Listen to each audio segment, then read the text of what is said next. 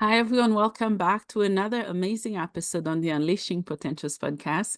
My name is Bernadette Desir, and I'm your host. And joining me today is special guest Jenny Lee. How are you? I'm very well. Thank you, Bernadette. You're welcome. So, Jenny, where are you tuning in from? I'm tuning in from Hartford, Connecticut. Oh, nice. What's Yes. the weather like there? Today it's cold and rainy, which is the opposite from yesterday. That was really sunny and Mm. almost quite hot. So 80 degrees. Here, okay, I'm trying to convert it to Celsius, probably around 28, Mm-hmm. 29 Celsius. Oh, wow. That's Yeah, pretty and warm. suddenly, yeah, now it's like probably 15 or 18. Oh, okay, okay. Such a drop. That's awesome. Yeah, it's cloudy and rainy here too, but Mm. cold rain. Oh, how cold is it? I don't understand Fahrenheit. Yeah, I you just probably can't. understand Celsius. So I Uh, grew up in Indonesia, and and Indonesians follow the metric system, so I could do both. oh Yeah, wow, that's so cool. So it's +6. six. Yeah, -6 or six? plus Oh, 6 wow. degrees. Yeah. Okay. So it's cold. Oh, dang. That's probably in the 20s. Yeah. I'm Yeah. sorry. Yeah, it's cold. You Yeah. think it's May and it should be warm in other places, but but I appreciate the cold, to be honest with you. I used to live in Wisconsin. Oh. Um and yeah, we would get polar vortex, and Oh. yeah, and it would get really cold, probably like -10 or -20, but I still had to walk to school. Um, Ooh. yeah, so Oh I wow. understand, but I actually like the cold more than the heat, to be honest Me with too. you. Me too. Yeah. Yeah, that's So, awesome. Yeah. So Jenny, can you start by telling us who you are and what you do? sure. So, like I mentioned earlier, I'm a teacher. I teach English, mostly in Hartford, Connecticut. Mhm. Well, I'm actually stepping out of that teaching world because I think I've just been doing it for too long.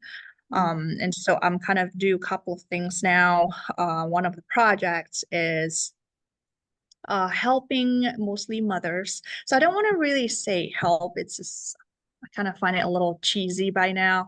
Um, I would like to call myself more of a mentor or a guide to help mothers meet their feminine essence. Um, Mhm. because the feminine energy from what I've understood so far is that state where a woman is ready to receive, and when most mothers, when they're overwhelmed, when they're tired and stressed out, Mhm. because there's so much to do, especially if they work and their family to take care of, like I was, right? I was a mother. Well, I still am a mother. Yeah. Um, but when I was married, I was still, and I was also working, and I would come home and be a teacher again to my child. And then I would still have to be the cook and be the cleaner, Mhm. be the homemaker. And that was causing a lot of pressure on me emotionally, the expectations. And I was not able to stay in that relaxed feminine state, Mm. because I was always running around and be trapped in this motion, and Mm. something that doesn't go according to plan, it would drive me crazy. And I was in this high survival state. Mm. Basically, because when someone is stressed out and cortisol is taking over your body, that's the kind of reactivity Mhm. that you have. And so that is the opposite of Yeah. staying feminine, right? When it's like, yeah, just chill, just relax. And that way you're so much more relatable to people. You are able to see goodness in other people and in the Mhm. world around you. And Yeah. so, yeah, that's in Oh, a In Mhm. in my own words, that's kind of how I explain it, if Yeah. that makes sense. Yeah, absolutely. That's really cool. Thank you for sharing. But before we dive into some of the topics you've mentioned, I wanted to ask you, what was your childhood like? Does your childhood impact what you do? Hmm, interesting. Yeah, thank you for that question. You're welcome. Um, so, childhood. Yeah, that's actually, well, I mean, now I've accepted it, Mm, right? But childhood was really difficult mm, up until my early adulthood when I was still growing up in Indonesia. So I mhm, grew up in, I was born into a conservative Chinese family, mm, second generation. mhm, Um, and I also went to Catholic schools and I grew up among Muslims in Indonesia. And so all of that, the combination of the conservative values of the two cultures, Indonesian and Chinese, and then the religions, Catholicism and Islam, mhm, it's very the combo of those things was very suffocating mm, for women, especially me. I mean, it wasn't working out for me. yeah, And so I felt like I didn't belong mm, because I always had a lot to say, but I couldn't because that wasn't aligned with the culture, with the values, and the religious and the cultural values. And so something that I could describe it metaphorically was like if I color outside the line for a little bit, or if I step outside the box in a little bit, I would be beaten back and punished back mm, into the box. mhm, And so, yeah, I did get a lot of punishments, corporal, emotional abuse from my parents, from teachers at school, the Catholic school, and from the people, the locals, the Indonesians around me. And I think another thing that I also need to mention is that there's always this divide. So the Chinese Indonesian and the Indonesians, those are two different subcultures, two different peoples that they don't get along very well. yeah, And so although I was born in Indonesia, I never identified as Indonesian because mhm, my family always separated us from the Indonesian, and it's really common. Um, it's practiced by widely by a lot of Chinese Indonesians there, and so because I look different. Okay, my eyes are slanted and I have like probably fairer skin. I would get picked on by the locals mm, because of the way I look. Um, and yeah, so it was an interesting situation for me. I would be picked on by my family because I didn't fit in value wise. Um, and outside of the family, mhm, I would be picked on by the locals because I don't look like them. And mhm. then in school, I hated school with passion, because I just never agreed. It's very religious kind of teaching. Yeah. And it just didn't make sense. Mhm, And I think I realized that I had higher intelligence, level of intelligence compared to um I mm. don't know, maybe the teachers because I actually spoke a lot better English than the English teachers when I was going to school there. Yeah. Um, but then, that would be a disrespect to acknowledge that, to even say that, you Mm, know. And so I would be considered stupid because I wasn't aligning with what they're teaching and their values. And so mhm, it was really difficult for me to express my emotions, right? Because every time I do, oh, you're so stupid. Like that is disrespectful. And I would be punished that way. Right? And well, in school, the teachers would punish with like big rulers that they would swing it like on my butt or on everywhere that they could, mhm, whatever that is. So there's that. Mhm. Um, and in the family, of course, corporal punishment, right? Yeah. And uh, verbal abuse. There's Yeah. so much of that.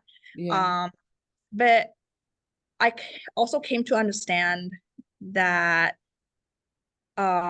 what was happening to me was also an inheritance from the previous generation, with the teachers and the people around that I was living with and my parents. That's all they knew, Yeah. right? Because that's how they grew up too. And they were just passing it on to me unconsciously. Mhm. Um, and so it took me a long time to realize that, Mhm. I was abused.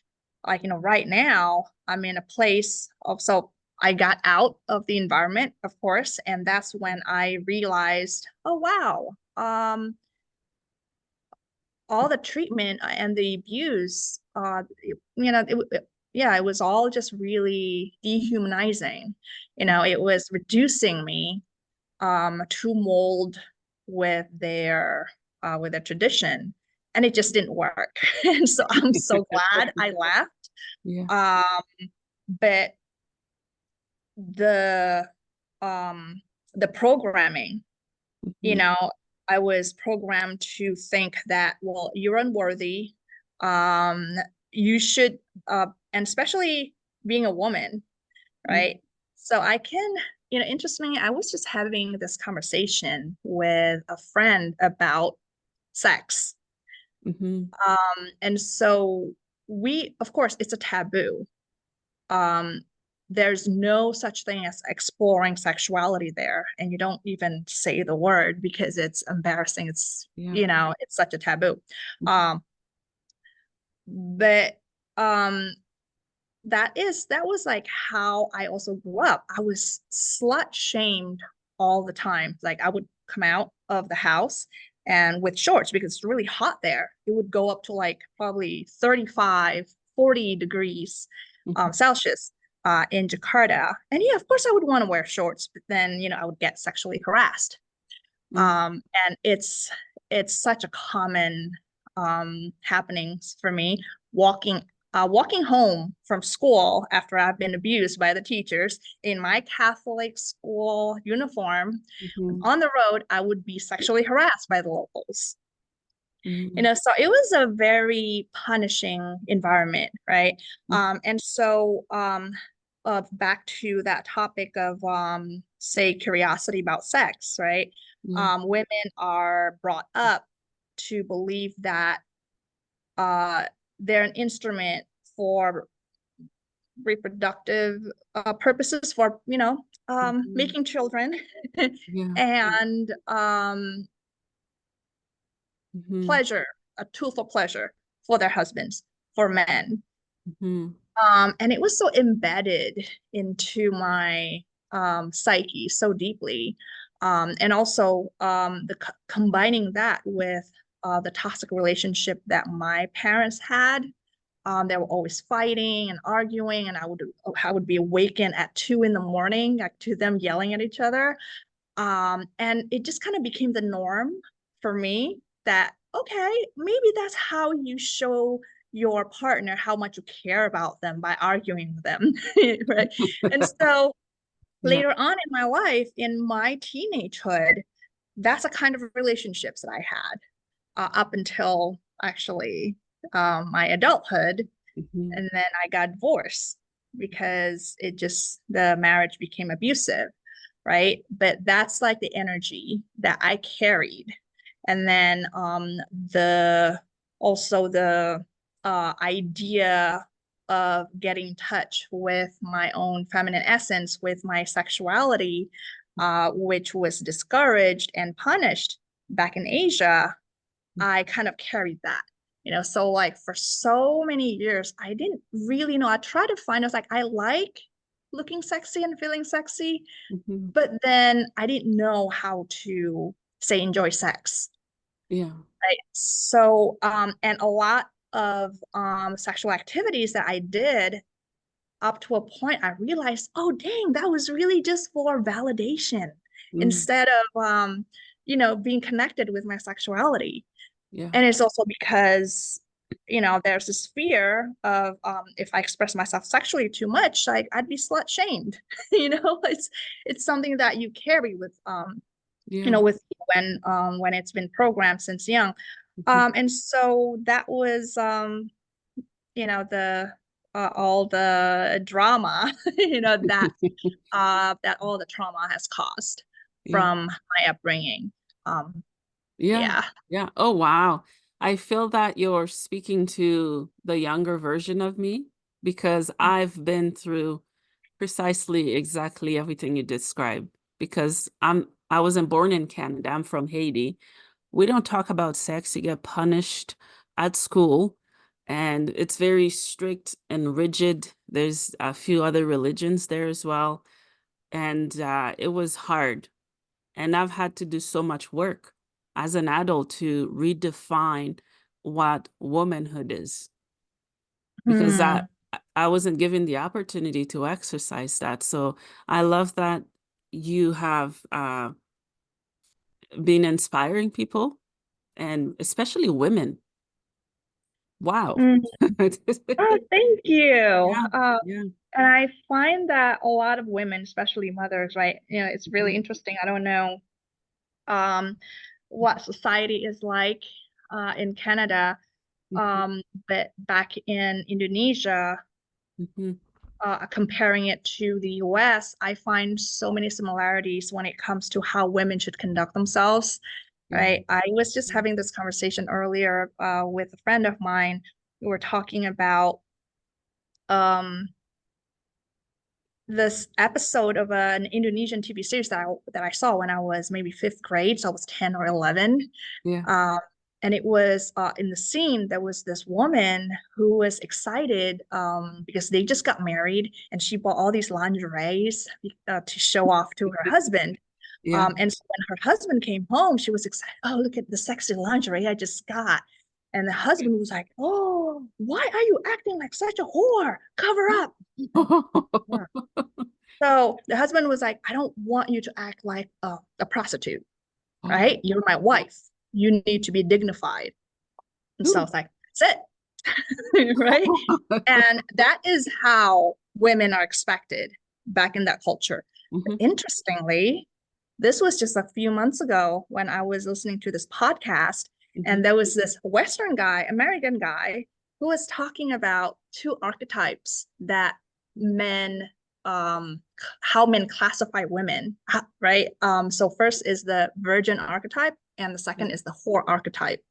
And so men would marry the virgin archetype, although um, they've been married, the woman is still expected to act like the virgin, you Mhm. know, purity and prudent and, Yeah. all um, in that religious whatever way, I guess, Mhm. right? And oh Yeah. yeah, that's wife material.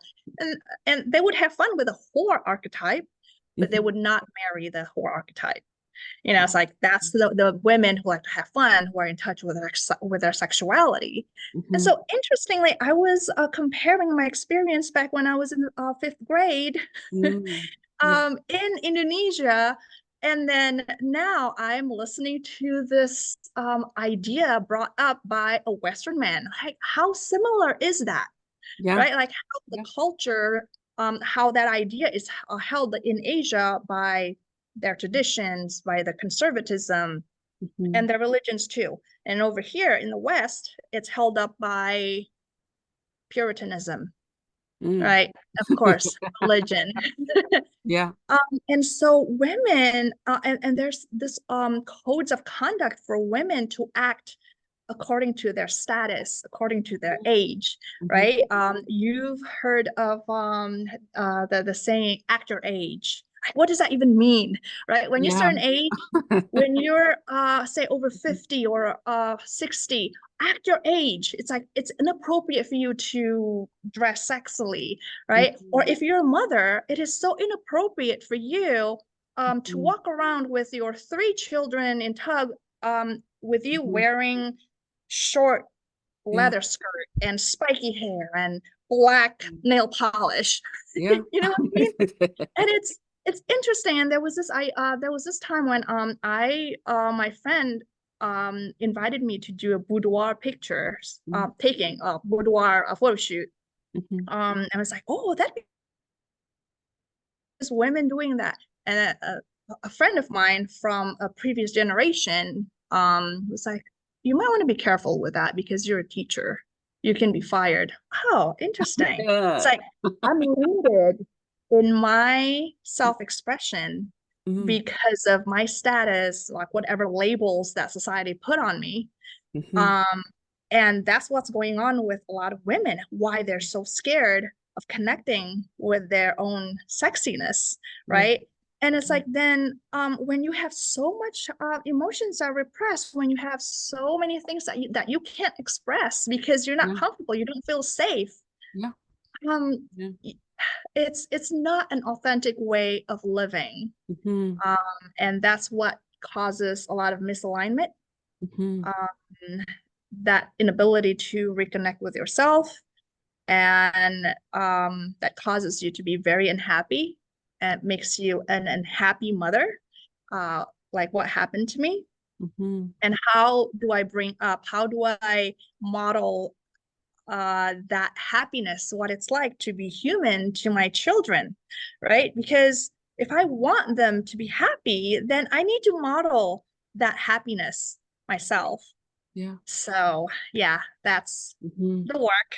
It's like with all this like a lot of explanation there. Oh no, I love everything you're sharing. I might have you come back to share more on this topic because it's such a important topic that everyone should hear, talk about, and listen, especially involving women. Not that men are not important, but I think us women, we've been fighting since the beginning to be seen, to be heard, and to be treated equal, right? Mm, So that's really inspiring. And I love that you're working with mothers because I think I'm a mother. We need help. All right. And once we have kids, our self-esteem is crashed at times. We don't do things for ourselves anymore. mhm. We don't go out. We just give up on ourselves to take care of our kids. I refuse Yeah, to do that. That's why I wake up like this. and you're fabulous. Yeah, thank you. Yeah. Yeah, I agree, and that's what it was like for me.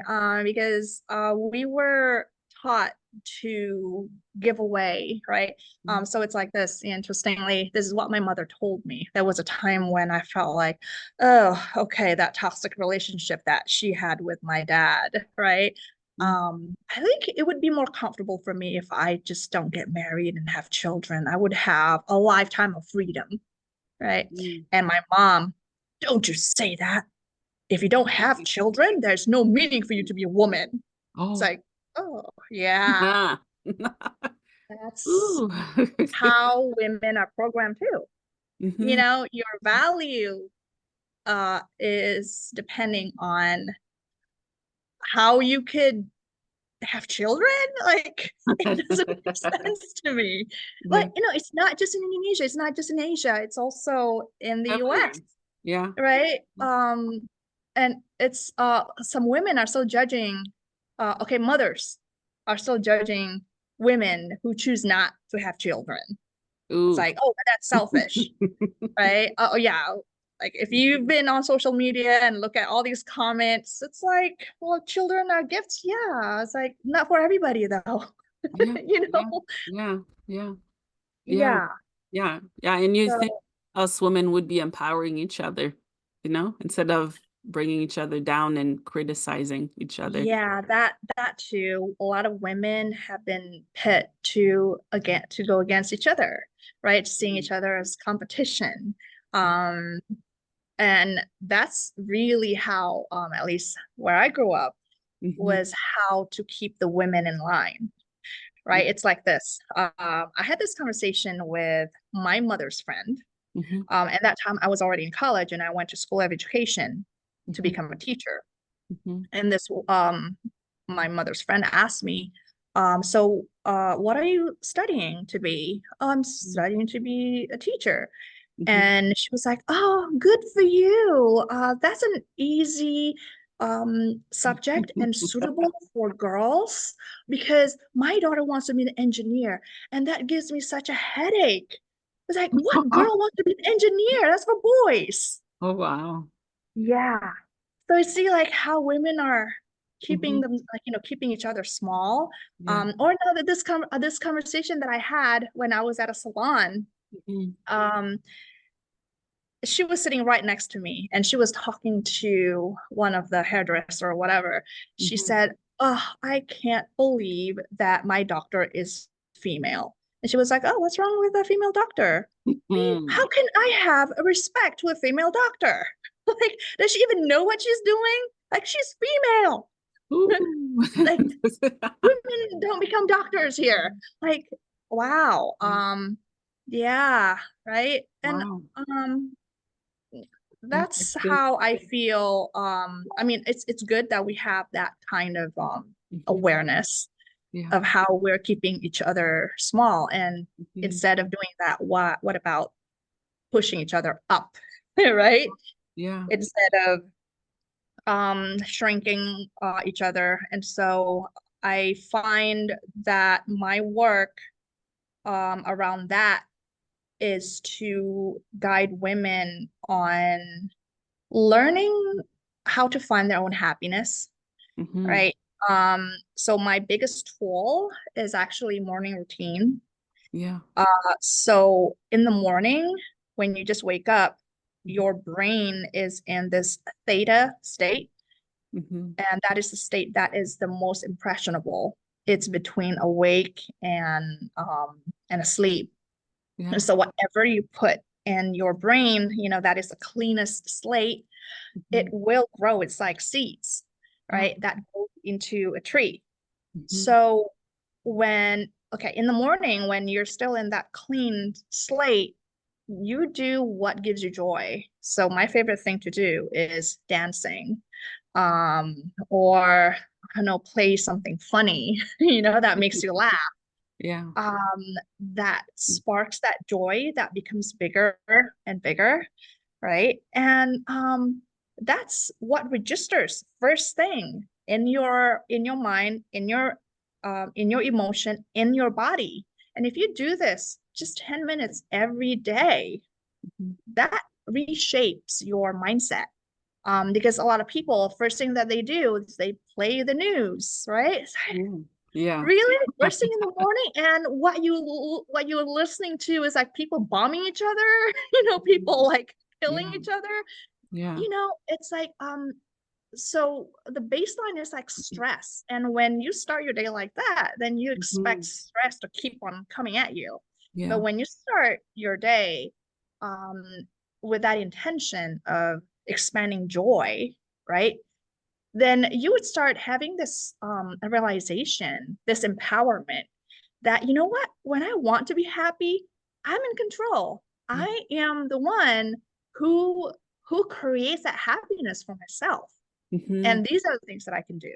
Yeah, absolutely. I love It that. does not depend on the outside world. Mhm. Yeah, yeah. Yeah, I agree. Yeah, when I get up in the morning, I listen, I put on music as I Oh, get my kids nice. ready, and it's very upbeat music. It's not too loud, it's not too low, just the right amount, and it somehow helps me. I don't know how. I can't always express how it helps, but it does.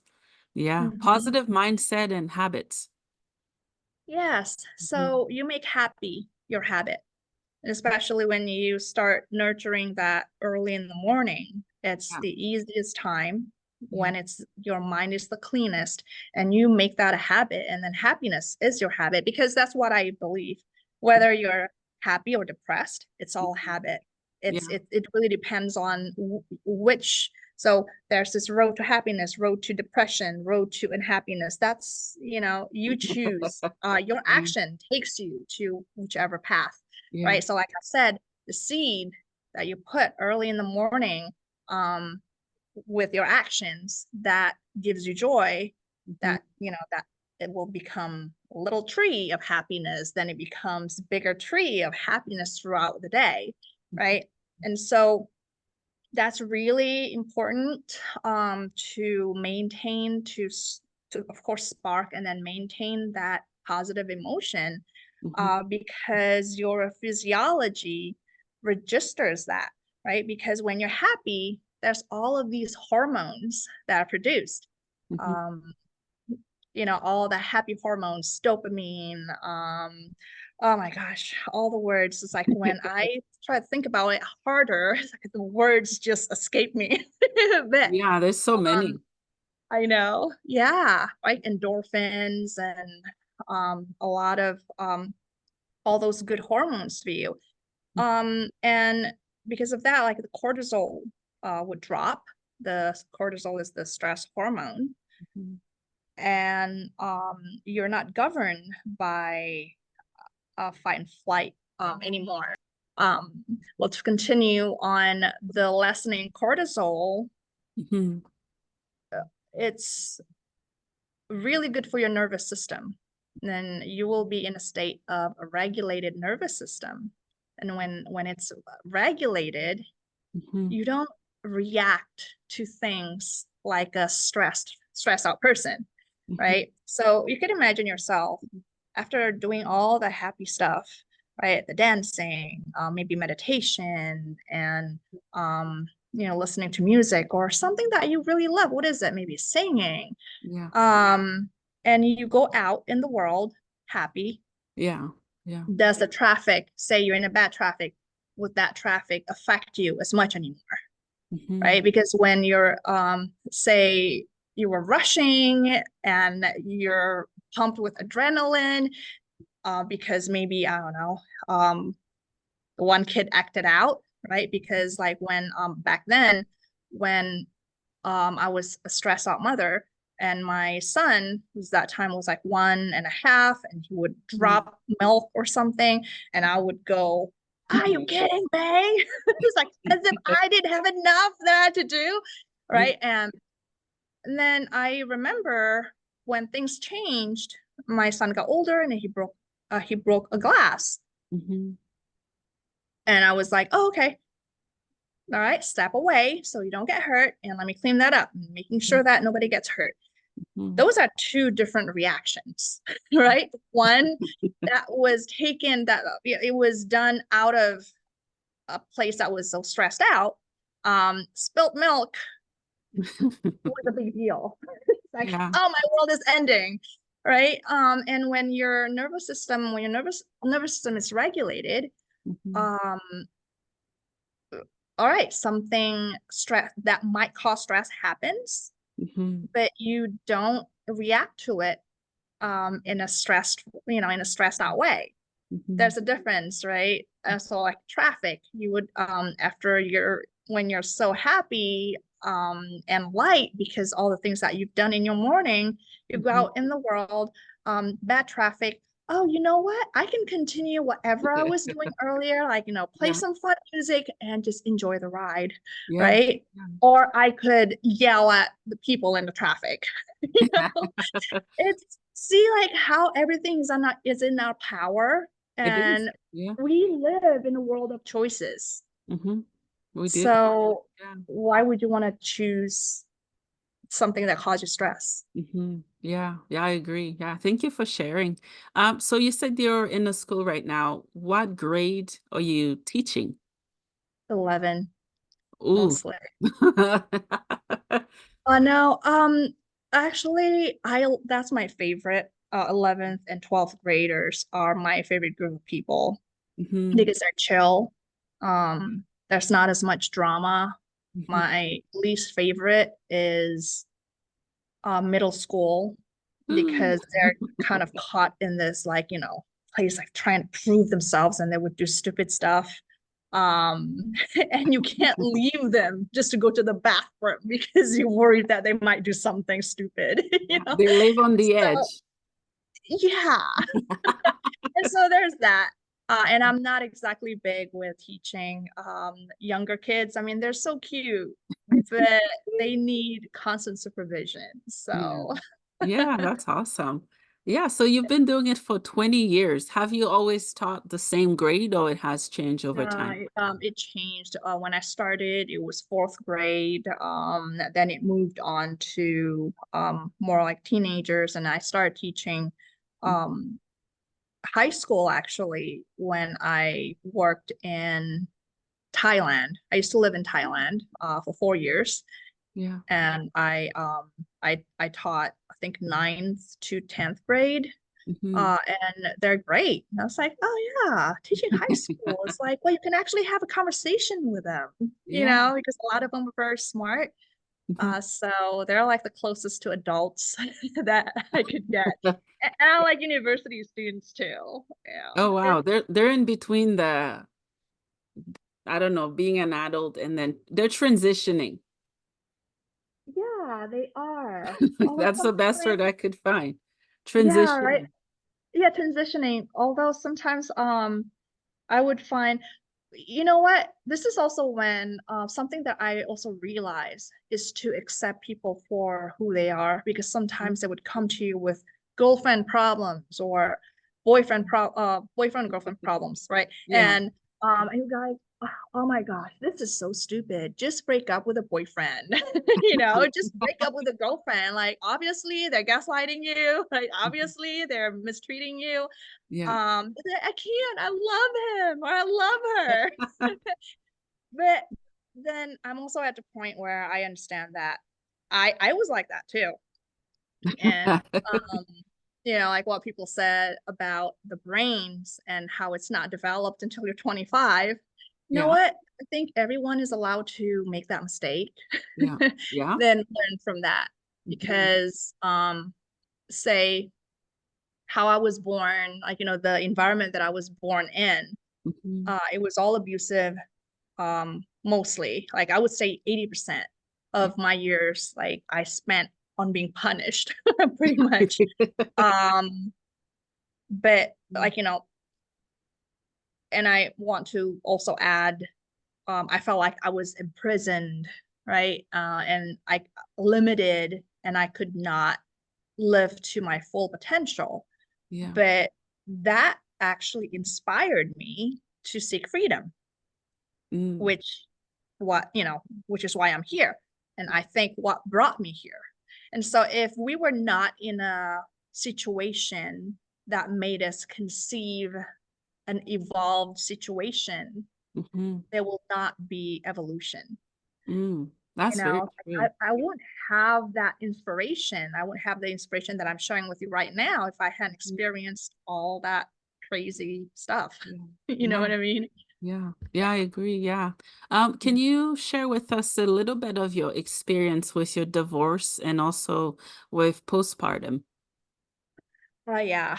Um, there, so again, that was the programming, the conditioning that a lot of women, um, a lot of women got, that Yeah. put them in a situation where they put themselves always second, if not last, Mm.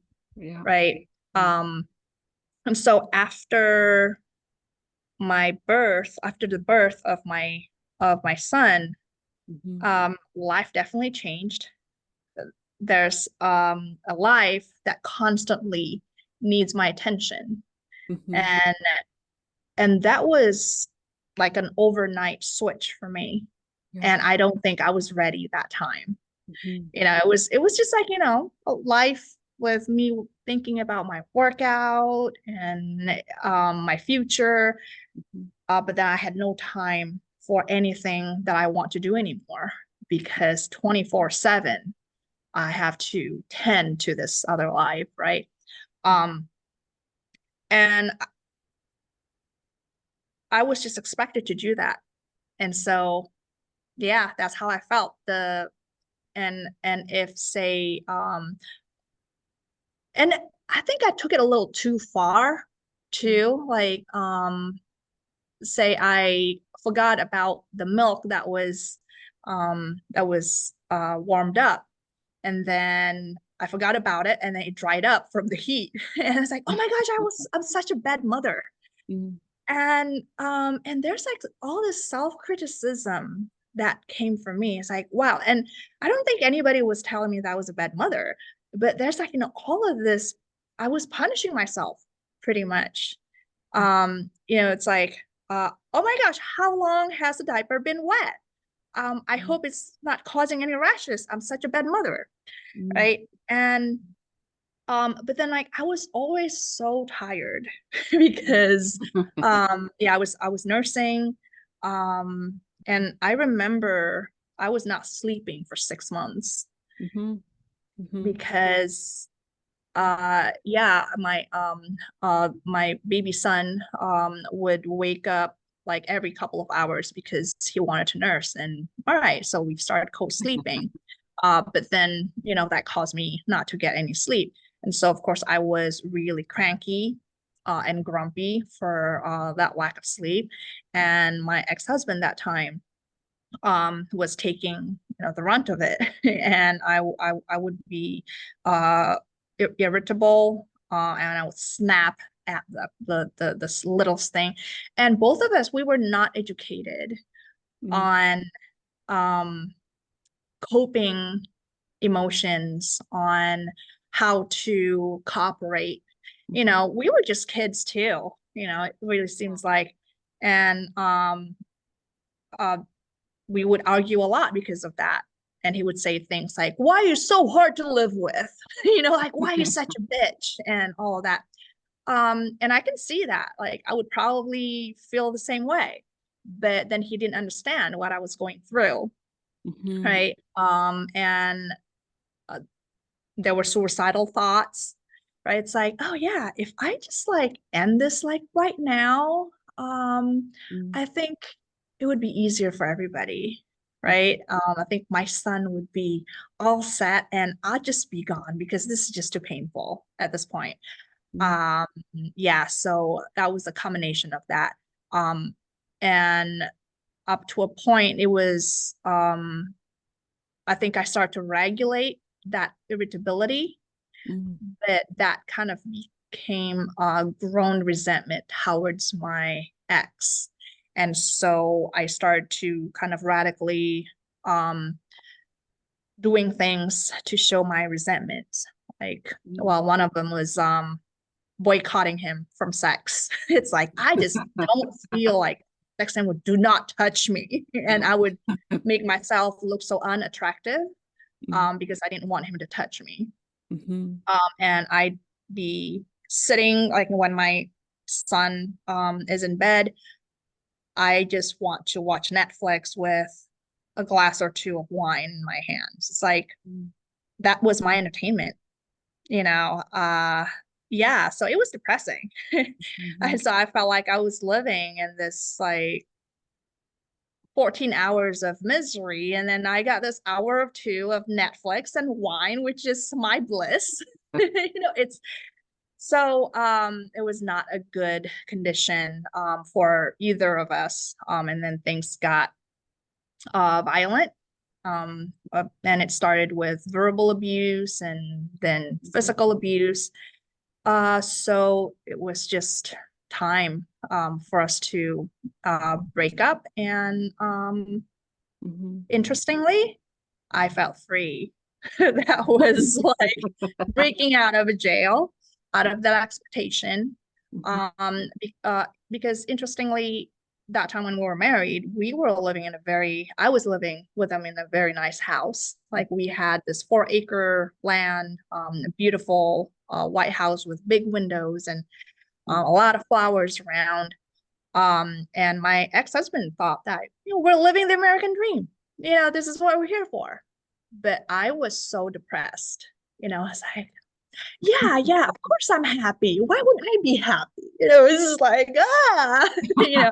And my mother, mhm, when she heard of our separation, she thought, you have a house, you have a nice mother-in-law, and you have a husband who loves you, and a baby, and a beautiful baby. What more do you want? Why can't you just be happy? It's like, yeah.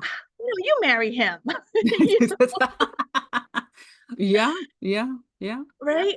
It's like it's not something that they would understand. It's like, from their survival point of view, oh, I'm in such a good place. But I feel like I'm already in a more evolved place where having a house is not going to make me happy. There's something that is, I need something that is more fulfilling, that's aligned with my soul. Mhm. I want to be genuinely happy, not try to make my family happy. I think that's the difference that a lot of women are like mistake with, like, what it's like to be happy. It's like, oh, as long as I make my family happy, I'm Mhm. happy. No. What about pausing and ask yourself, what can I do for myself right now that makes me happy? And keep on doing that, Mhm. you know, and without the approval, without the need for approval, without the need of being accepted. Yeah. And that's what is something that is true to yourself. Mhm. Mhm. And that's what I realized was missing then. Yeah. And but that was also a situation that catapulted me into a new chapter of my life after the divorce. And I learned that what I thought was happiness was just what was just approval, really. Mhm. Mhm. It Yeah. wasn't happiness. Yeah. Thank you for sharing. I think you're sharing so many women's stories without recognizing the impact that you're having on their lives. And I think people who are watching this are gonna be so impacted. You're sharing part of my story too, right? Because we live sometimes for people, not for ourselves, especially for our families. I'm from a different culture where it's almost similar to yours, where you need the approval. It's very rigid. And after coming to Canada, I just released and moved on to another chapter.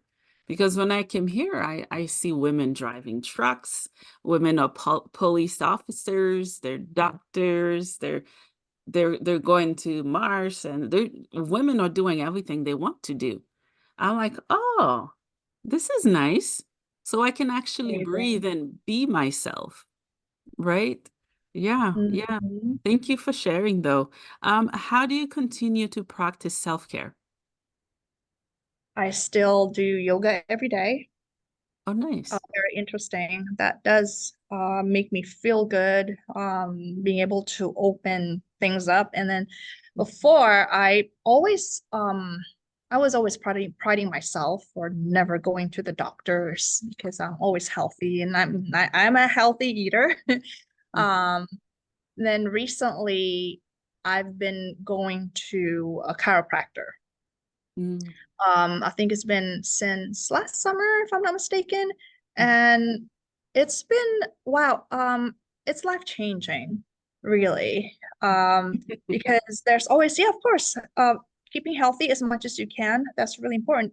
But mhm, then it's also good to have another perspective of health, right? Like aligned spine. And with me, well, I believe in the Kundalini, and how energy would go through your body so much better when there's alignment. And then I learned that, wow, alignment is key. And this seems to be like the biggest message that I've got lately.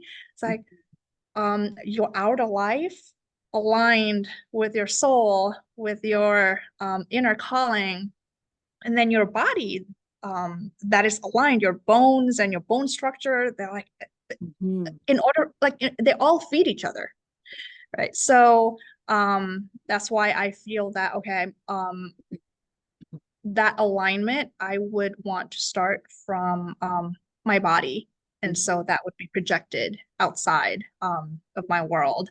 And so, yeah, those are my two biggest things. And dancing, of course, because it makes me Nice. happy. And when I'm happy, I feel healthy. And when I feel healthy, I am happy. So you see like how the loop is feeding each other like that. Yeah, So yeah, yeah, it's those awesome. three things. Yeah, yeah. So, what are some key points that you'd like my guests to get from this episode? Oh, wow. Everything that I just mentioned last hour, I guess. Um, Yeah. So I find that the world around me won't exist if I didn't exist. Mm, And how beautiful it is, how beautiful that world is, or how ugly it gets, it mhm. depends on me. And Yeah. so for mothers, especially, right? Mm, Um, a family structure, a family life, mhm. it revolves around you, mother. Without the mother, none of Yeah, this would exist. Your that's children true. would exist. Like this family wouldn't exist. And Mhm, so the quality, of course, you need to also think about, like, mhm, yeah, you want to live in a world that is good quality. And the mhm. quality of that world also depends on you. Yeah. So if you don't take care of yourself, it's not going to be a very pleasant world to live in. Yeah. So Mhm, the mother's happiness mhm, is priority. yeah. Mother's health is priority because when mother is happy and healthy, you have happier children. Mhm. And oh, you know what it does? It's a happier next generation. And you know what it does to the world? It makes a happier world. Yeah. And that's how I feel like, how the world, like how many people in the world Mhm, they're unhappy, walking around stressed out. You mhm. know what? Maybe that was from the previous generation Yeah. raising you in similar way. And Mhm, so I think it's our responsibility to break that spell, to break out from that conditioning mhm. so that we have happier children Yeah. and that way we're contributing to a happier world. Like, Yeah. who doesn't want a happy world? I do. Yeah. Exactly. Yeah. Yeah. Right? Yeah, I agree. So I have two questions for you as we wrap up this amazing episode. The first one is, what is the meaning of life for you? What is the meaning of life? It means nothing. Honestly, I saw two TV series the last few months, Mhm, and they have the same message. mm, Life has no meaning. You don't matter. I don't matter. Nothing, none of this matters. But you know what makes it meaningful? Is because you make the meaning. ooh, Is wow. that interesting? Mhm. Right? Because like Good. if you take the meaning out of everything, like Mhm, we live in a meaningless world. Like, okay, so when somebody says something to you, mm, whether you're entertained or you're offended, mm, you are the meaning maker. yeah. But what if you just don't make any meaning out of that? Mhm, It mhm. doesn't mean anything. And so your life depends on you on what it means. Mhm, That's why it doesn't mean anything, mhm. Yeah, that right? yeah, yeah. Yeah, it's like, okay, I like how do I want um what kind of meaning do I want to make my life? Mhm, Um, let's see. I want it to be happier. I want my contribution um to the world that makes it happier. mhm. That's a meaning that I want to make. Yeah, yeah. So my last question to you is, where can my listeners find you and work with you and support the work that you're doing? Absolutely. You could find me on Instagram and I'm very active on Facebook. Mhm. Um, I believe you will have a show notes and I'll Yeah, give you my yeah. social media information. Mhm. Yeah, that's the two main places. So keep in Yeah. touch with me. Yeah, awesome. Well, Jenny, thank you so much for your time. Thank you for all you do, and thank you for coming on the podcast to share your journey with us. Thank you so much for having me. It was exciting. You're welcome.